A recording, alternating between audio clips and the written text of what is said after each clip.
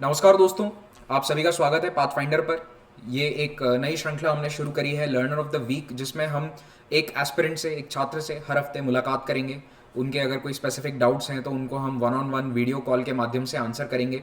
और कोशिश रहेगी कि आप लोगों के साथ भी ये वाले सेशंस हम शेयर करें, क्योंकि हो सकता है कि जो एस्पिरेंट्स के एक एस्पिरेंट का डाउट है वो हज़ारों का हो सकता है। तो इस वीडियो के माध्यम से इस प्रकार के डाउट्स हम सॉल्व करने की कोशिश करेंगे और एक नॉर्मल एक इंटरेक्शन भी हम स्टूडेंट्स के साथ, एस्पिरेंट्स के साथ करेंगे। तो आज हमारे साथ जुड़ रहे हैं Ashish, who is a UPSC aspirant. So welcome Ashish to the session. और मैं चाहूँगा कि आप ब्रीफली अपना इंट्रोडक्शन दें हमारे दर्शकों के लिए। Good evening, sir, and thank you for the introduction. Sir, my name is Ashish Parthi. I was preparing for UPSC from Delhi, and this year it was 2020 my first attempt. I qualified the prelims and gave my mains test, and now I am again. I was not able to qualify the mains, so now I am again preparing for 2021 prelims. Okay तो आशीष, आप एक attempt दे चुके हैं और आपने first attempt में ही mains लिखा है, तो बहुत अच्छी बात है। आप प्रीलिम्स क्वालिफाई कर गए और मुझे पूरी उम्मीद है कि आप सेकंड अटेम्प्ट में अपने एग्ज़ाम को क्वालिफाई कर जाएंगे। तो आशीष, आपके ही डाउट्स के साथ शुरुआत करेंगे। तो आपका ब्रीफ एक आइडिया हमें लग गया आप तैयारी के किस स्तर पर हैं। तो अब आपके क्या डाउट्स हैं या क्या पूछना चाहते हैं, you can ask me, go ahead please. तो पहला मेरा डाउट है करंट अफेयर्स से रिलेटेड। बेसिकली जो करंट अफेयर जैसे हम पढ़ते हैं, जैसे किसी भी हम एक मैगजीन को पढ़ते हैं, चाहे वो कोई भी हो मार्केट में, पर होता ये है कि नन ऑफ द मैगजीन पूरे करंट अफेयर को सफाइज करते, कोई भी एक ऐसे। तो इशू ये हो जाती है कि अगर एक मैगजीन हम कुछ कवर करते हैं तो दूसरे से कुछ छूट जाता है। तो ये हम जो कॉम्प्रिहेंसिव करंट अफेयर जो बात करते हैं, जो कवर करने की, तो उस चीज़ को कैसे हम कवर अप करें, बेसिकली अपने सोर्स को लिमिटेड रखते हैं। देखो, इसमें दो चीज़ें आप कर सकते हो। पहली बात तो ये कि जो मैगजीन जिस पर भी आप भरोसा कर रहे हो उस पर ट्रस्ट करो। 100% तो देखो दुनिया में कोई मैगजीन कवर नहीं कर सकती, ना ही कोई सोर्स एक सोर्स कवर कर सकता है, लेकिन मैक्सिमम कवरेज मिल जाएगी। 80 to 90% टॉपिक्स आपको हर मैगजीन में कॉमन ही होते हैं, हर जगह आपको कॉमन ही मिलेंगे। तो उनको कवर करने के लिए जिस भी आप एक पे ट्रस्ट कर रहे हैं तो वो स्टैंडर्ड सोर्स चुनो। कोई ऑफ बीट मैगजीन मत उठा लो ये सोच कर कि ये नई आई है। कोशिश करो कि जो ट्रस्टेड सोर्सेज हैं, जो ट्रस्टेड मैगजीन्स हैं, कुछ सालों से, एटलीस्ट 8-10 साल से चल रही हैं, उनको ही आप रेफर करें। वो थोड़ा सा बेटर रहता है। दूसरा, मैं आपको एक ये सजेस्ट करूंगा कि जैसे कई सारे ऑनलाइन कोर्सेज होते हैं जिसके अंदर पूरे करंट अफेयर्स को कंपाइल किया जाता है। जैसे हम पाथ फाइंडर पे हमने क्रैश कोर्स नाम की एक सीरीज चलाई है। उसमें क्या है कि एक साल के सारे करंट अफेयर्स आपको एक साथ मिलेंगे टॉपिक वाइज, कि पॉलिटी के करंट अफेयर्स हैं या जैसे मान लो एनवायरमेंट के करंट अफेयर्स हैं या गवर्नमेंट स्कीम्स हैं, तो उनको भी आप रेफर कर सकते हो। तो दो सोर्स अगर आपने कर लिए, कोशिश ये करो कि एक फिजिकल सोर्स यानी कि किताब या मैगजीन हो, और दूसरा आपका अगर ऑनलाइन सोर्स है तो आपका काम थोड़ा सा आसान हो जाएगा और इसमें ज़्यादा समय भी नहीं जाएगा। आप वीडियोस को काफ़ी स्पीड में देख सकते हैं, उनके पीडीएफ डाउनलोड कर सकते हैं, तो वो मैगजीन को एक तरह से कॉम्प्लीमेंट कर देंगे। तो मेरा तो सुझाव यहाँ पर यही होगा कि दो सोर्स करो, कोशिश करो कि दो सोर्स रहें, और न्यूज़पेपर तो पढ़ना ही है। सबसे बेस्ट सोर्स न्यूज़पेपर है। मेरे ख्याल से न्यूज़पेपर से बाहर कुछ नहीं आता है, लेकिन वही बात है कि 1 साल 1.5 साल पुराने न्यूज़पेपर याद रखना बहुत मुश्किल है, क्या घटनाएं उसमें आई थी। तो मैगजीन्स और वीडियोस आपके लिए एक प्रकार का रिविजन टूल होने चाहिए। Primary source should always be newspaper. Thank you sir. Sir my next doubt है कि जैसे ये जो हिस्ट्री पॉलिटी वगैरह जो सब्जेक्ट हैं, ये मेनली सर जैसे स्टैटिक इनका डायमेंशन ज़्यादा होता है। तो जैसे जब नोट मेकिंग की बात आती है इन सब्जेक्ट में, हिस्ट्री पॉलिटी में, तो ये थोड़ा डिफरेंस हो जाता है because of the static dominance that is in this subject. तो इस हिसाब से सर इन सब्जेक्ट में नोट मेकिंग का क्या क्राइटेरिया होना चाहिए इन कंपैरिजन टू जीएस 3 और जीएस? मैं आपका सवाल एग्जैक्टली समझ नहीं पाया। मतलब आप क्या पूछना चाह रहे हैं कि नोट्स बनाने चाहिए, नहीं बनाने चाहिए, या फिर किस हद तक बनाने चाहिए? आपका एग्जैक्ट सवाल क्या है? Yes sir. Yes sir, basically इन दो सब्जेक्ट में, हिस्ट्री और पॉलिटी, किस हद तक हमें सब्जेक्ट ये नोट्स बनाने चाहिए? बिकॉज स्टैटिक जो बुक्स पढ़ते हैं हम लोग, तो उसमें काफ़ी डायमेंशन ही कवर कर लेते हैं। ठीक है, तो हमारे तरफ से क्या इनपुट होना चाहिए? देखो, आपकी तरफ से नोट्स तो आपको बनाने ही है। हिस्ट्री, पॉलिटी, सारे जीएस सब्जेक्ट्स के बनाने चाहिए। यहाँ पर ये होता है कि लिमिट कहाँ तक लाएं, क्योंकि किताबों को ही पूरा अगर आप लिख दोगे तो फिर वो नोट्स का मतलब नहीं रहा। कोशिश करो कि जो किताब का साइज है उसका 50% आपके नोट्स में आ रहा है, वो एक मेरे ख्याल से स्टैंडर्ड अगर आपने बना लिया। मान लो कि एक चैप्टर अगर लक्ष्मीकांत के अंदर 10 पेज का है, तो आपके नोट्स उसके 5 या 6 पेज से ज़्यादा के नहीं होने चाहिए, और वो आप आसानी से कर सकते हो क्योंकि लक्ष्मीकांत में जो लैंग्वेज यूज़ करी गई है, जैसे for example not just Laxmikanth, polity नहीं, हिस्ट्री के लिए भी कह रहा हूँ, तो किताबों में क्या होता है ना कि सेंटेंसेस बहुत लंबे लंबे लिखे जाते हैं, थोड़ा ग्रामर है, थोड़ा सा राइटर भी अपनी स्किल्स बताते हैं, तो वो थोड़ा लंबे सेंटेंसेस को लिखते हैं। तो नोट्स में कोशिश करो कि सेंटेंसेस को छोटा कर दो, और उससे दो चीज़ें होंगी, एक तो आपका रिविजन करने के लिए आपके पास एक अच्छा टूल आ जाएगा, और दूसरा जो यूपीएससी मेंस में आपको आंसर्स लिखने हैं उसमें आप अपने नोट्स को डायरेक्टली लिख सकते हो। तो कोशिश करो कि नोट्स जो हैं वो किताब के आधे हो जाएं, उसमें आप कई चीज़ें हटा भी सकते हो। तो नोट्स तो आपको पूरे करने ही है, नोट्स कंप्लीटली लिखने हैं, पॉलिटी हो हिस्ट्री हो, ये मत सोचो कि इसका नोट्स नहीं बनाता हूँ, इसकी तो मेरे पास किताब है, उसमें मत जाओ, नोट्स बनाओ। इनफैक्ट अगर आपका सेकंड अटेम्प्ट है तो भी मैं आपको ये सजेस्ट करूंगा कि अगर आपने नोट्स अभी तक पूरे नहीं बनाए हैं तो आप अपने नोट्स कंप्लीट करो सबसे पहले, क्योंकि मेंस के रिवीजन में नोट्स सबसे बेहतरीन साधन है रिवाइज करने के लिए, मेंस में आपको बहुत हेल्प करेंगे। तो नोट्स होने चाहिए 50% साइज के, और बाद में अगर आप उसको और हाईलाइट करते हो तो हाईलाइट करते समय कोशिश करो कि 20 to 30% हाईलाइट हो, तो वो चीज़ें आपको सेकंड थर्ड फोर्थ रिवीजन के अंदर पढ़नी है, सिर्फ जो हाईलाइटेड है। अपने नोट्स को भी और शॉर्ट कर लो, क्योंकि देखो बाकी बेसिक ग्रामर वगैरह तो आप खुद ही लगा सकते हो, इतना तो आप फ्रेमिंग खुद कर सकते हैं। तो जो की वर्ड्स हैं वो आपके नोट्स में हाईलाइटेड होने चाहिए, और जो की सेंटेंसेज हैं वो लिखे हुए होने चाहिए। 50% का टारगेट वर्ड लिमिट के अनुसार, that is the perfect ratio.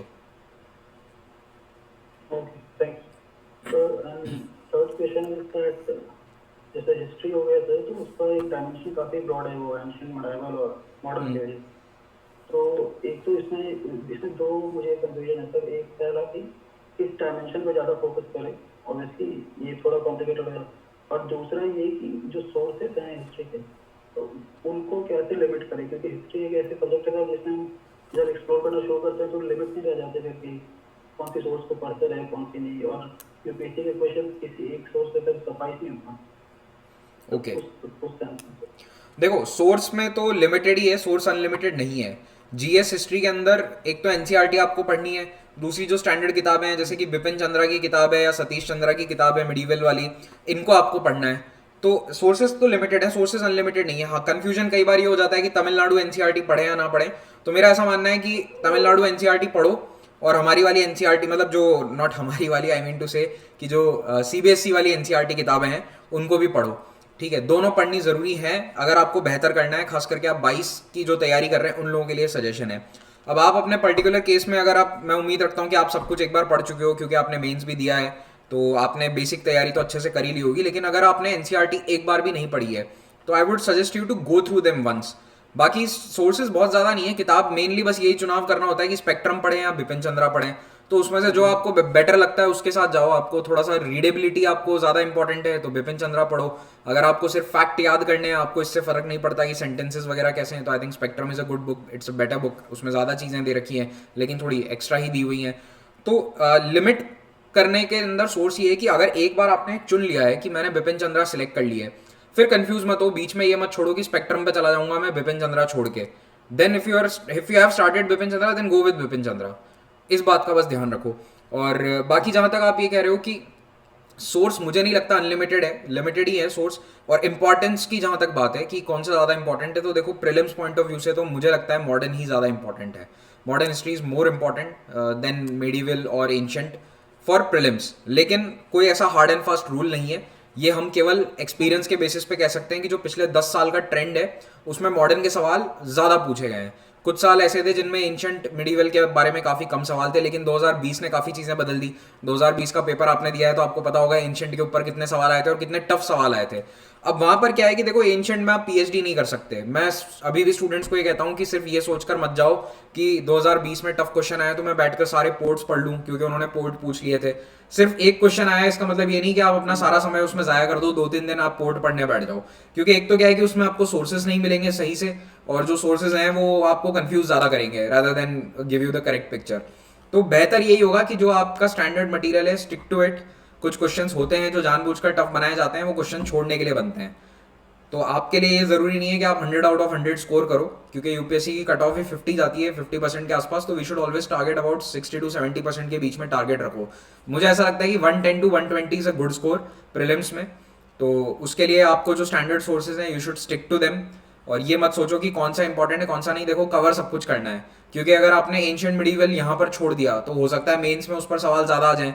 तो ये यूपीएससी ने कभी कहा नहीं है कि हम एंशिएंट मिडीवल कम पूछेंगे, लेकिन प्रीलिम्स के सिलेबस में क्योंकि स्पेसिफिकली सिर्फ यही लिखा हुआ है कि नेशनल मूवमेंट, तो इसलिए वो उम्मीद यही होती है कि मॉडर्न से ज़्यादा सवाल आएंगे। तो प्रीलिम्स से मैं आज भी यही कहूँगा, 2021 के लिए भी मैं यही कहूँगा कि आप मॉडर्न पे थोड़ा सा ज़्यादा फोकस रखो रिगार्डिंग प्रीलिम्स, लेकिन मेंस के लिए आप अफोर्ड नहीं कर सकते कि आप एंशिएंट मिडीवल छोड़ के चले जाओ या फिर कम ध्यान दो उस पर। तीनों पे आपको ध्यान देना पड़ेगा, तीनों को आपको बराबर समय देना पड़ेगा, आर्ट एंड कल्चर को भी देना पड़ेगा। तो जैसे ये आर्ट एंड कल्चर वाली चीज जो है नेक्स्ट ट्रिप में, आर्ट एंड कल्चर एनसीईआरटी एक होने के चलो या फिर सीसीईआरटी वेबसाइट वगैरह हैं। तो आशीष, आपकी आवाज थोड़ी सी बीच में चली गई, आपको ये क्वेश्चन रिपीट करना पड़ेगा। I could not here you clearly.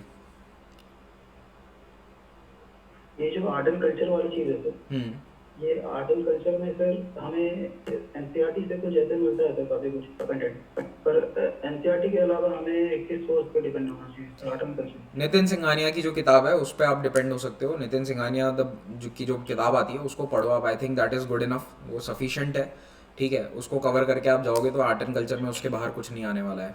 या फिर दूसरा ऑप्शन ये है कि सीसीईआरटी की जो वेबसाइट के नोट्स हैं जो मार्केट में इजीली अवेलेबल होते हैं, प्रिंटेड नोट्स, आप नहीं चाहो तो खुद भी प्रिंट आउट करा सकते हो। उनका वेबसाइट का जो डेटा है पूरा, उस पर भी आप निर्भर हो सकते हो। दोनों में से कोई भी एक आंसर राइटिंग का मेरा इशू था सर। जैसे एक बार जो जैसे मैंने दे दिया सर ये में, तो मतलब एक है कि मैं मतलब आंसर को क्लिक कर रहा हूँ सर, लेकिन अभी जैसे जो मुझे एक गैप मिला है, जैसे अभी प्रीलिम्स का ही, तो मैं जैसे अभी एथिक्स की जैसे आंसर राइटिंग प्रैक्टिस कर रहा, तो मैं बस ये सोच रहा था कि मुझे बाकी जो जीएस के पेपर्स हैं जिसमें मुझे लगा कि मैं क्लिक किया, उससे मुझे अभी आंसर राइटिंग प्रैक्टिस करना चाहिए, या मे बी अगर आगे फिर मुझे टाइम मिलता है तो उस जगह मैं उसको वो करूँ, स्टेप अप करूँ। आप स्पेसिफिकली आंसर जीएस 4 के लिए कह रहे हैं या फिर ओवरऑल सारे चारों जीएस पेपर के लिए पूछ रहे हैं? नहीं सर, जैसे जीएस 4 का तो मैं कर रहा हूँ सर अभी, हाँ, पर बाकी पेपर्स के मैं अभी वो नहीं कर रहा। बाकी का देखो, अभी आप क्योंकि ऑलरेडी मेंस दे चुके हो तो मैं आपको ये कहूँगा कि आपकी ज़रूरत इस वक्त यही है कि आप थोड़ा मेंस के अपने आंसर राइटिंग प्रैक्टिस को करिए, ज़्यादा जोर दो उस पर। प्रीलिम्स में अभी समय है, थोड़ा सा टाइम है अभी मेरे ख्याल से, तो आप जुलाई तक you can still afford to give mains answers. जुलाई तक अभी मतलब जून और जुलाई 2 महीने आप मेंस के आंसर दे सकते हो, लिख सकते हो, ठीक है। तो उसकी प्रैक्टिस करो आप डेली, कम से कम 1 घंटा आपकी आंसर राइटिंग प्रैक्टिस होनी चाहिए। इतना समय है, 1 से 1.5 घंटा आप निकाल सकते हो। अगर आप फुल टाइम एस्पिरेंट हैं तो कोई दिक्कत नहीं है, 1 to 1.5 आवर्स की आप आंसर राइटिंग प्रैक्टिस बड़े आराम से कर सकते हैं। और उसको जुलाई तक करिए, अगस्त में छोड़ देना। अगस्त और सितंबर में करने की ज़रूरत नहीं है, अगस्त सितंबर में मत करना, उसके पहले पहले आप करो। तो वो इम्पॉर्टेंट है आंसर राइटिंग, खास करके आपके लिए। पर ऐसा नहीं कि प्रीलिम्स को हल्के में ले ले, बस मैं यही कह रहा हूँ कि 1 से 1.5 घंटे करो। अभी 3-3 घंटे के पेपर मत करना, वीक में एक दिन कर सकते हो। वीक में एक दिन पूरा 3 घंटे का पेपर आप सॉल्व कर सकते हो, जो भी आप पूरा एक, अगर GS1 GS2 जो भी आप चाहो, every week you can do one. For example इस संडे GS1 कर लिया, नेक्स्ट संडे GS2 कर लिया, इस तरह से कर सकते हो। बाकी 1 से 1.5 घंटा आंसर राइटिंग प्रैक्टिस करनी चाहिए डेली। और मुझे ये पीआरएस के वेबसाइट्स को लेकर पूछना है, तो पीआरएस की वेबसाइट तो उस पे जैसे काफी सारे रिपोर्ट्स हमें मिलते हैं, एनालिटिकल भी होते हैं जो, या फिर सीधे सीधे जो सबमिट किए जाते हैं। तो मैं ये पूछना चाह रहा था कि उन वो जो कंटेंट है वहाँ पे, उस चीज को मैं कैसे रिफाइन करके अपने लिए यूज कर सकता हूँ? उसके लिए आप पाथफाइंडर के वीडियोस देखो, क्योंकि वहाँ पे अगर कोई इंपॉर्टेंट रिपोर्ट आएगी तो वो हम हमेशा कवर करेंगे। मतलब पीआरएस पे वैसे भी अगर कोई इंपॉर्टेंट बिल आता है, मोस्टली पीआरएस के ऊपर आपको बिल्स मिलेंगे, तो जब भी पार्लियामेंट का सेशन होता है तो उस समय कोई अगर बिल आता है तो वो पीआरएस पे मेनली वही कंटेंट है। तो रिपोर्ट तो उसके ऊपर कोई, मतलब ऐसा नहीं कि डेली रिपोर्ट आती है, रिपोर्ट तो मोस्टली एक सेशन में एक रिपोर्ट आती है ज़्यादा से ज़्यादा, जो आप अलग से देखना चाहो। बाकी तो बिल्स ही होते हैं, जो भी नया कानून आ रहा है उसका बिल है। तो बिल तो देखो सारे हम कवर कर लेते हैं, तो आप उसमें अपना वक्त ज़ाया मत करो, ढूंढोगे करोगे, अपना टाइम उस पर स्पेंड करोगे, तो बेटर ये है कि उससे अच्छा 8-10 मिनट का एक वीडियो आप देख लो। उसको भी अगर आप फास्ट करके देखोगे तो you can watch it in 6 to 7 minutes, और उसका PDF डाउनलोड कर लो, क्योंकि उसी में से जो रिफाइंड पॉइंट्स हैं, मतलब जैसे जो भी उसके बिल्स वगैरह होते हैं वो जनरली मैं ही कवर करता हूँ, तो मैं उसके अंदर वही पॉइंट्स डालता हूँ जो आपके एग्जाम पॉइंट ऑफ व्यू से आपको लिखने में ज़रूरत रहेगी जिनकी। तो वहाँ पे आप वीडियो से कवरेज रखो, मतलब चाहे आप पाथफाइंडर देखो या जो भी आपको चैनल बेहतर लगता हो, जहाँ से भी आप देखना चाहते हैं। लेकिन आई वुड सजेस्ट कि यहाँ पर आप जो करंट अफेयर्स के जो टीचर्स हैं उन पर डिपेंड हो जाओ। एक पर्टिकुलर वेबसाइट पे जाकर आप अपना टाइम खराब करोगे, उसमें सेंस नहीं बनता। वेबसाइट अच्छी है, नो डाउट, आपको देखते रहना चाहिए, लेकिन मेरा ये मानना है कि स्पेसिफिकली उस पर जाकर आप पूरी रिपोर्ट पढ़ने बैठोगे तो उसमें ज़्यादा टाइम लगेगा, तो बेटर टू गो विद मतलब उसका जो करंट अफेयर्स का सार है वो सारा आपको हमारे वीडियोस में वैसे ही मिल जाएगा। फिर जैसे ये जो स्टैटिक बुक होते हैं लक्ष्मीकांत स्पेक्ट्रम कोई भी टाइप से स्टैंडर्ड बुक, तो जैसे प्रीलिम्स के लिए तो इसमें से काफ़ी हम स्ट्रेन ऑप्टेन कर लेते हैं इन सब जैसे सोर्सेस, और मेंस के लिए भी काफ़ी कुछ हमें मिल जाता है। पर क्या मेंस के लिए हमें अपने सोर्सेस को करना चाहिए डाइवर्सिफाई या फिर स्टिक कर देना चाहिए स्टैंडर्ड बुक? देखो, जहाँ तक पॉलिटी का सवाल है, हिस्ट्री का सवाल है, मेंस के लिए जो सोर्सेज हैं वो इनफ हैं, जो सेम ही है, डिफरेंस नहीं है उनमें कोई। तो हिस्ट्री में तो खास करके मुझे नहीं लगता है कि आपको बहुत ज़्यादा डाइवर्सिफाई करना चाहिए। करना है तो ज़्यादा से ज़्यादा तमिलनाडु एनसीईआरटी पढ़ लो, तमिलनाडु की जो स्टेट बोर्ड की किताबें हैं आप उनको रेफर कर लो, एक वो डाइवर्सिफिकेशन आप कर सकते हो। और पॉलिटी में अगर डाइवर्सिफिकेशन चाहिए तो वो खाली गवर्नेंस वाले टॉपिक में चाहिए। तो गवर्नेंस के अगर आपने क्लासेस या लेक्चर्स या नोट्स आपके पास हैं तो आप उनसे पढ़ो, नहीं तो लक्ष्मीकांत की ही गवर्नेंस की जो किताब आती है आप उसको रेफर कर सकते हो, लेकिन उसको पूरा पढ़ने की ज़रूरत नहीं है, उसमें बहुत सिलेक्टिव होकर पढ़ने की आवश्यकता है, क्योंकि वो काफ़ी बड़ी किताब है वो भी अपने आप में, और इतना ज़्यादा समय आपके पास नहीं होगा कि आप उसे पूरा पढ़ सको। तो बस ये दो सोर्सेज मुझे लगता है जो डाइवर्सिफाई करने की आवश्यकता है, एक तो गवर्नेंस की लक्ष्मीकांत वाली किताब, और दूसरा ये तमिलनाडु स्टेट बोर्ड की किताबें। इसके अलावा बहुत ज़्यादा डाइवर्सिफिकेशन की आवश्यकता मुझे नहीं लगता कि है। चलिए ठीक है, आप एक बार जो आखिरी क्वेश्चन वापस, मतलब ये वाला तो हो गया नोट्स वाला, यही था आपका लास्ट क्वेश्चन राइट, या इसके बाद कुछ और भी है जो आपने नोट, ये किताब वाला जो पूछा था ये लास्ट था? यस। ओके चलो ठीक है, तो फिर मैं एक बार मतलब वो थैंक यू कह के सेशन को एंड कर देता हूँ। ओके ओके आशीष, तो आपके सवालों का जवाब मैंने दिया। I hope I could give you good satisfactory answers, and मैं पूरी उम्मीद करता हूँ कि आप इस साल मेंस भी क्रैक करेंगे, इंटरव्यू भी क्रैक करेंगे, और आपको हम पाथफाइंडर पर फिर से बुलाएंगे as a selected aspirant. So hope to see you soon, probably अगले साल इसी समय हम फिर से मुलाकात करेंगे और इसी रूप में मुलाकात करेंगे, लेकिन आपके सिलेक्शन के बाद। ठीक है, all the best. Thank you and so much for your guidance. Okay. Thank you Ashish.